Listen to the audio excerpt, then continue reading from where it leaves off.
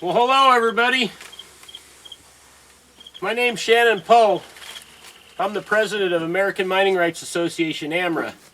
And we're going to shoot a new video for you today. We kind of feel bad. We haven't shot any videos for several months. We've been pretty busy doing a lot of other things. But we're going to shoot another video, and I'll tell you about that in a second. But wanted to take just a second here and talk a little bit about what's going on and a little bit about AMRA.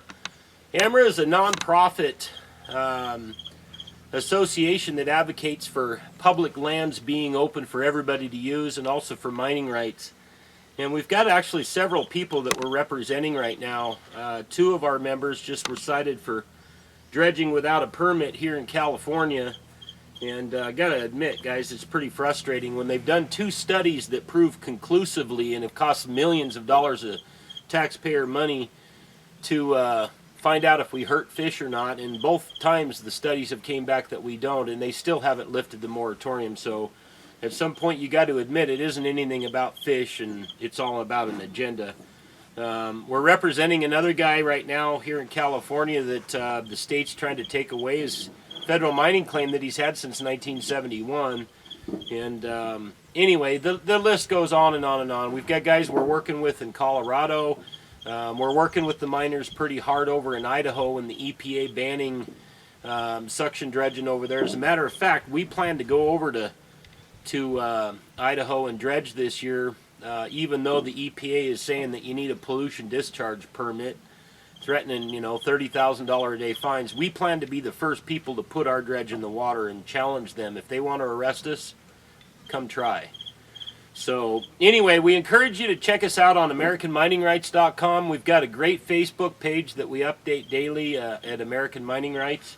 And you know, guys, whether you support AMRA or whether you support PLP, support one of them. Guys, PLP is getting awful low on funds. We just need to do everything that we can to help support Jerry and his crew. So check out Public Lands for the People. It's under PLP2 on the internet, and AmericanMiningRights.com. So anyway, here's what we're going to do today. It's Memorial Day weekend. I'm here with my my good friends and our claim manager John and his wife Dee. I've got my wife Lisa here with us, along with the two crazy dogs, Albie and the Chupacabra. So we're going to do a couple of things today. We've brought all of our metal detectors, and we got one of our new members here behind us, John Siptrot. He's going to be joining us for today, so you may see him on video. But I kind of want to open with this, and this is about black sands. And a lot of people don't understand what black sand is. And I've got a couple of things here that I'm going to show you. This was sent by one of our members that joined us when John and I were down at the Vegas show, and Scott, and it's right above our claim Sasquatch 1 down there in Burro Creek in Arizona. And anyway, he sent us some of this black sand, and we're going to sample this for you. You know, before I forget, let me mention one thing. You know, as an industry, small miners, we sure bitch a lot, and we complain and everything like that. But as an industry, we really stink at raising money and fighting for our own rights. And that's what we do, guys, is we fight for mining rights, and we fight to keep lands like this so you can come and camp on them. But we've created a different business model, and that's what AMRA is about. For a $200 donation, which is tax deductible, you get access to all of our gold claims. And we're going to be mining on Albie 1 here today. And so $200, it's for your entire family. All of the money that we take in, all of those proceeds go specifically to the legal fund, whether it's for our attorneys to represent you or whoever else it is. or whether it's to financially help support PLP. But we've got claims in Arizona. We've got claims in Idaho now. We just picked up a really, really good claim on the Clearwater in Idaho. We've got 13 claims, I think it is, John, now in California here. We're working on picking some more up out of Sacramento. We've got a buddy of ours over in Indiana that looks like he's going to be hooking up with us, and we're going to get probably over a mile in Indiana. So we're working on other states. So for $200, guys, a pretty cheap deal. All the money goes to a good cause. So support us or support PLP, but do please support one of us. So anyway, what we're going to do with this black sand is I want to kind of give you an analogy on black sand. And I mentioned this a little bit later in the video too, but black sand is a heavy iron property. It's real metallic substance that basically encapsulates. It can either be a grain of sand or it can encapsulate a grain of gold. And so if you look at it kind of like popcorn is the way that we describe that, is that iron encapsulates that gold grain. So how do you release that? How do you get that gold out of there? Because I got a whole bunch of black sand right here. How do you see what's in there? You know, and a lot of guys will pan this out. They don't see any more gold and they pitch it on the rose bushes. But there's an awful lot of really good gold that's still contained in here. So we're going to show you a rod mill that we built a little later in the video. But this is another really good way. Is I actually picked this mortar and pestle up at a little antique store down in Coulterville. And basically all we're going to do is just throw this black sand in here and grind this up. Now mind you guys, this stuff has been panned and there's no visible gold in it. So the way that you determine how much gold that you have in your black sand is you take a specific quantity, and in this case we've weighed it out and it weighs exactly 1 ounce of dried black sand. So we're going to take that and we're going to grind this and grind it and grind it, and actually maybe we'll talk the girls into sitting here grinding for a while. But we'll grind this and just pulverize it into where it's just powder, like flour. And then we'll pan that out. We'll really, really slow pan it. And then the gold that we find in there, we will weigh on our scale. We got a digital scale that goes down to 1/100th of a gram. And so we'll weigh that gold.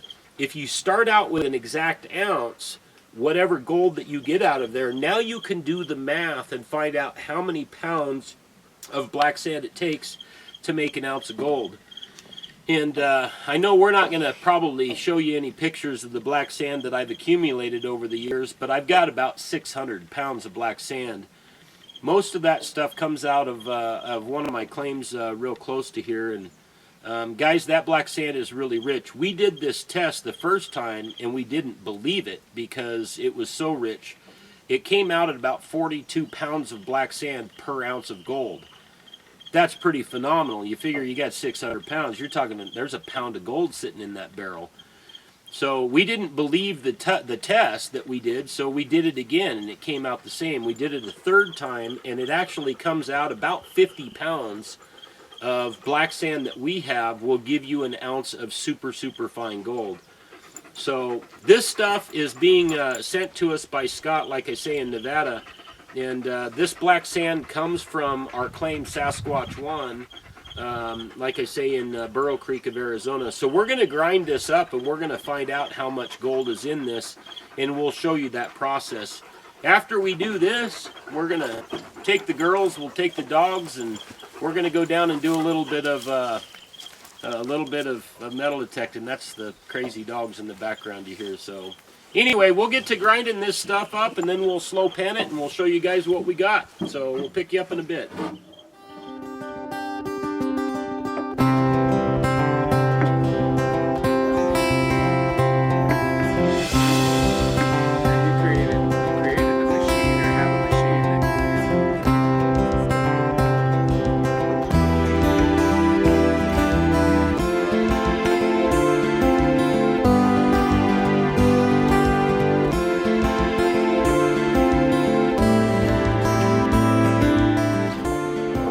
Guys, we passed around the mortar and pestle to everybody. everybody's taking a shot at grinding. So we've been grinding for about 20 minutes, and we want to hopefully get a pretty good sample of this and see how she turns out. But I'll tell you, the consistency of this stuff now is, it doesn't even feel gritty, so we've done a pretty good job of crushing this stuff up. So we're going to run down to the tank right behind me here. We'll go pan this out, see if there's anything in here. I know our member Scott down there in Nevada is awful anxious to see what we've got out of here, so let's run down here and pan this. So we were talking a little bit about how to process that black sand, and anyway, we built a rod mill. We posted this on Facebook, I don't know, probably, gosh, almost a year ago. But this is a pretty standard rod mill, and it didn't cost us a whole lot to make. What we took is a propane tank that was about yay big. We cut both ends of it off. We welded a plate on one end, and it's completely sealed with an output tube. And then you can see here that this big round cylinder has this end that goes on here, and that's what these bolts are. It goes into these slots and it bolts it down. This is actually dredge rubber that we got from Proline Mining over here a couple of miles away, and that seals this up. So we can put a whole bunch of black sand in here, and then once we put the black sand in, we've got these, which are steel bars. And these steel bars are cut to the same length as this cylinder. So we put all the bars in here. We can dump probably 25-30 pounds of black sand in here, and then close this up, seal it, and then it sits on a steel base with some rollers on it.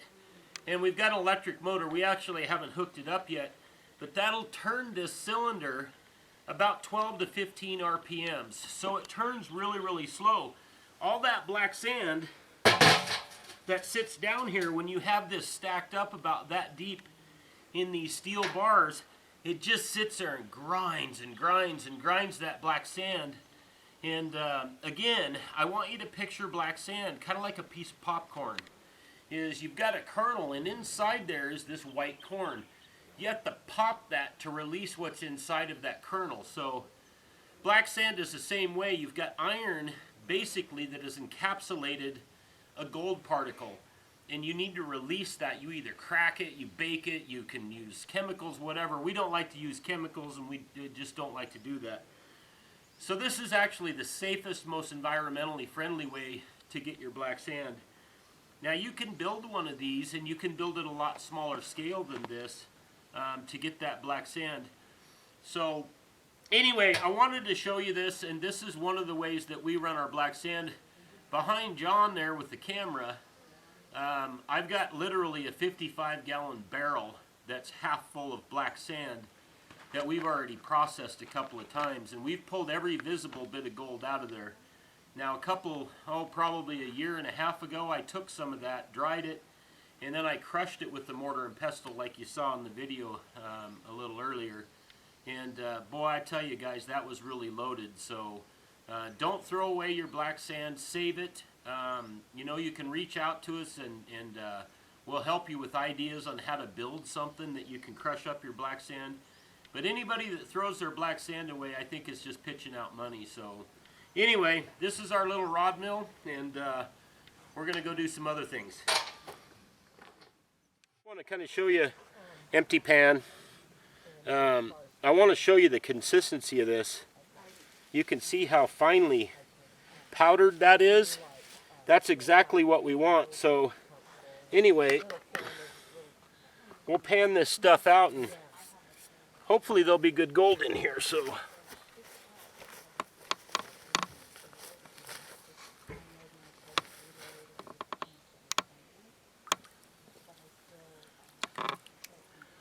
now, one thing when you're panning this stuff, look at that Arizona red rock there, is when you're panning this stuff that's super, super fine, you got to go slow. So we're probably going to do a little bit of a time lapse here just because I want to super slow pan this. I want to make sure that we find out if there's any gold in here or not. So,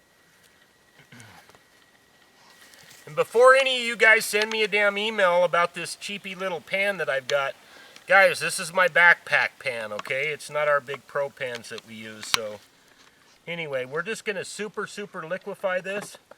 We're going to tap it like this, so those super micro fine grains of gold here, we're trying to pull in that upper end, so as we start to pan this off, we're not going to lose any of that.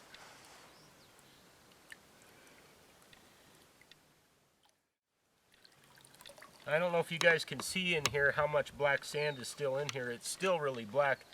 We probably could have ground on that for quite some time.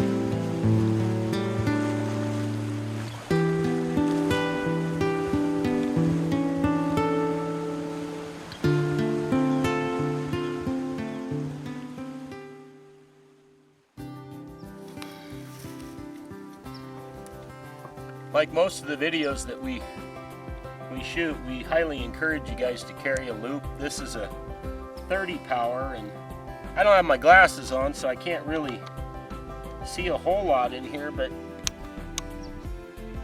of course a bug flies in my ear.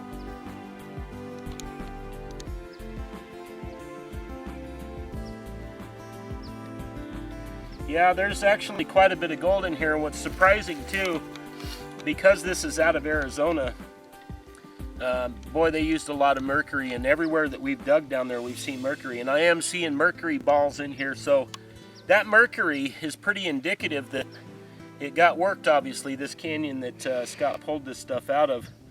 But and there's ways to process that too, like I say, the ball mill, the rod mills, and a retort system, which we'll show you our retort system later in the video. But I know that the camera isn't going to pick anything up, but there is actually a ribbon of super fine gold right along this upper edge in here. You really need a loop to see it unless you've got really good eyes, but there is some decent gold in here. Now you got to understand, guys, this is only 1 ounce of black sand that we ran in here. There probably isn't enough, and it would take me another 45 minutes to pan this down to where there's just nothing but gold in here. And we're not going to do that today.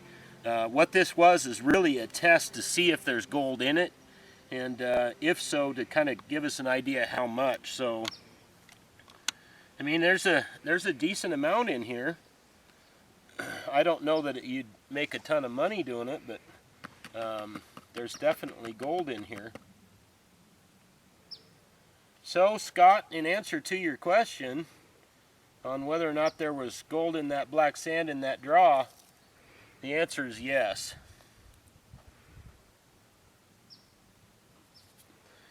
So anyway, what we're going to do now is we're going to fire up. We brought 3 metal detectors.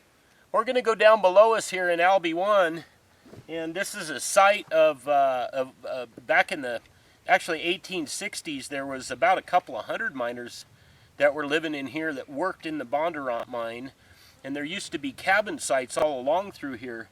And then it got kind of refired back up in the 40s and in the 50s, back when after the Depression and when gold prices started changing.